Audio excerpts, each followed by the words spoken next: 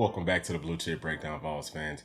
I'm your host, Bull, and today we're going to take a quick glance at the matchup between the Tennessee Volunteers and the Kentucky Wildcats. Alright, so Kentucky is ranked number 66 in the country in rushing offense, with 1,088 yards, 155.4 yards per game, 11 touchdowns, and 5.8 yards per carry. Tennessee's rush defense is number 24 in the country, giving up 769 yards, 109.9 yards per game, 8 touchdowns, and 3 yards per carry. Now, this is going to be the biggest matchup for Tennessee in this game.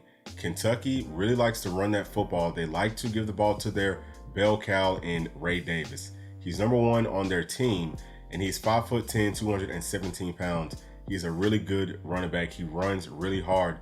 Only averages 15 carries per game, but they don't run a whole lot of plays. I think that they're dead last in the entire country with 55 plays per game. So, he's going to get the bulk of their carries, whether it's running it or passing it. Tennessee absolutely has got to find a way to slow down Ray Davis. All right, now for Tennessee's rushing offense versus Kentucky's rushing defense. Tennessee is the number 7 rushing offense in this country with 1,521 yards, 217.3 yards per game, 13 touchdowns, 5.5 yards per carry. Kentucky's rush defense is number 12 in the country, only giving up 670 yards, 95.7 yards per game, 7 touchdowns, and 3 yards per carry. All right, so Tennessee's facing another 3-man line, okay? Very similar to what we've seen in the past couple of weeks. Biggest difference is going to be Kentucky plays a funky drop 8 defense, and they'll have 4 to 5 guys like right off of that line of scrimmage, kind of playing like a weird zone, run.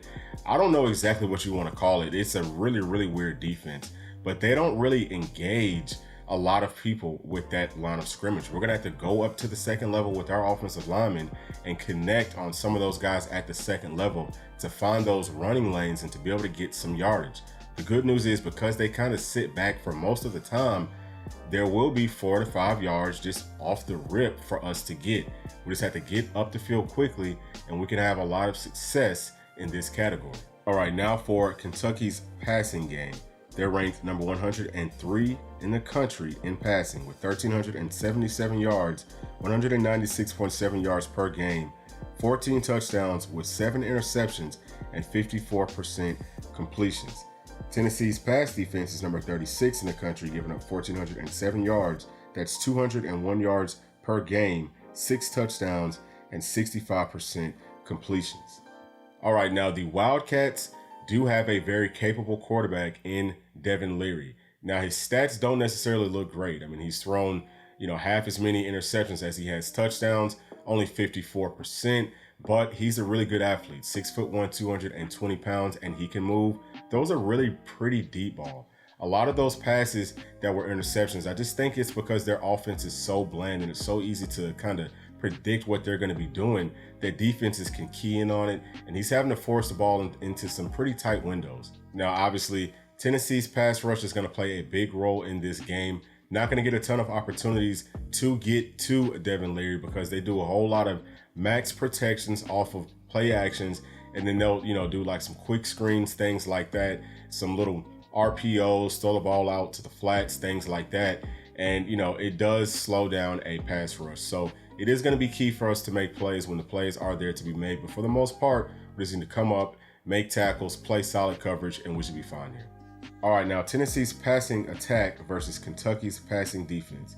Tennessee is ranked the number 75th team in the country in passing with 1,546 yards. That's good for 220.9 yards per game, 12 touchdowns, 4 interceptions, and 62% completion percentage. Kentucky's pass defense is ranked number 105 in the country, 1,756 yards given up, 250.9 yards per game, 12 touchdowns with 7 interceptions at 67% completion for their opponents. All right, so like we talked about earlier, Kentucky likes to drop 8. Now, they will bring pressure every now and then, but for the most part, in passing situations, they're going to just sit back and try to force the quarterback into making a bad pass. So Joe Milton's going to have to be very smart with the football in this game and take what the defense gives them. At some point, we will be able to find some success and scheme some people open deep or just scheme them open for first downs. I've seen them, I've seen Kentucky's defense give up a few areas.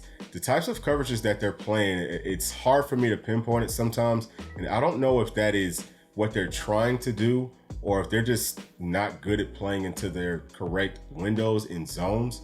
But not a whole lot of man going on, and it's kind of tough to get a good beat on what they do.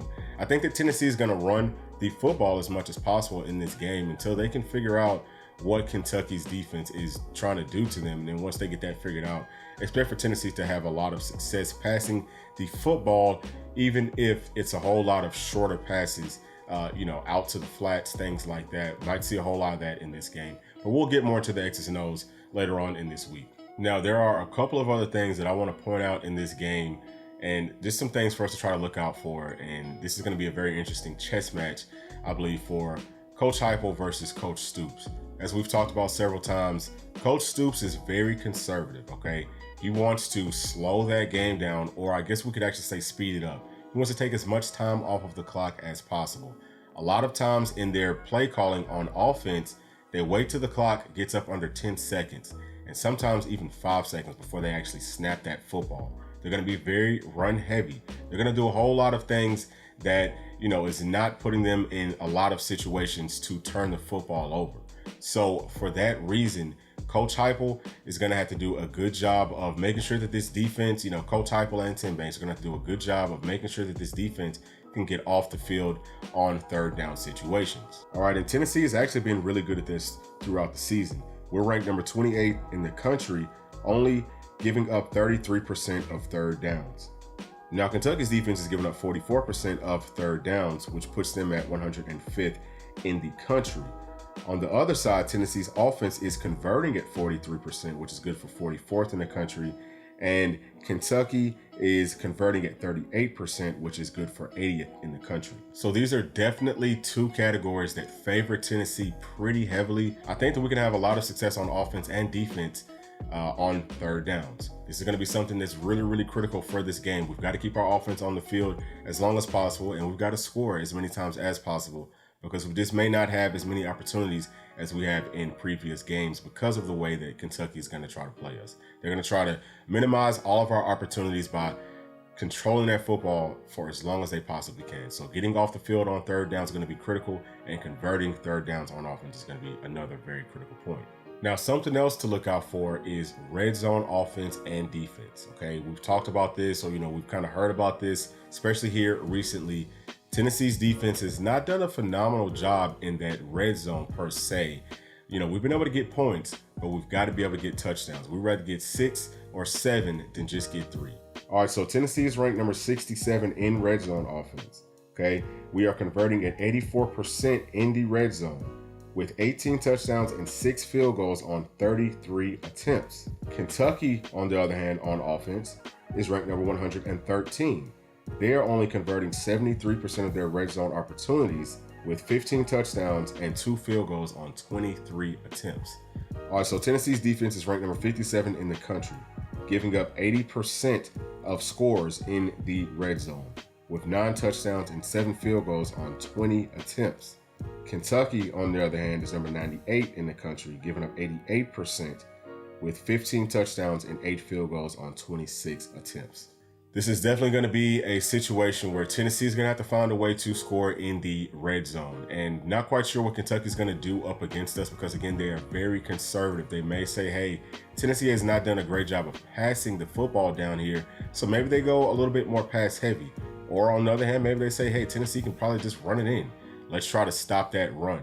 This is something that Coach Heupel and Coach Halsley is going to definitely have figured out going into this game, and we've got to have several plays dialed up to put up 6 points in the red zone. Now, on the other side, Tim Banks is going to have to do a really good job of finding Ray Davis, okay? Kentucky likes to pass the football to him, and they also run the ball with him. So really just got to key on him for most of this game, most of the time that they are in the red zone. And, I think that a big part of the reason that they're not ranked very highly in this category is because, again, their offense is very predictable. You can tell what they're trying to do.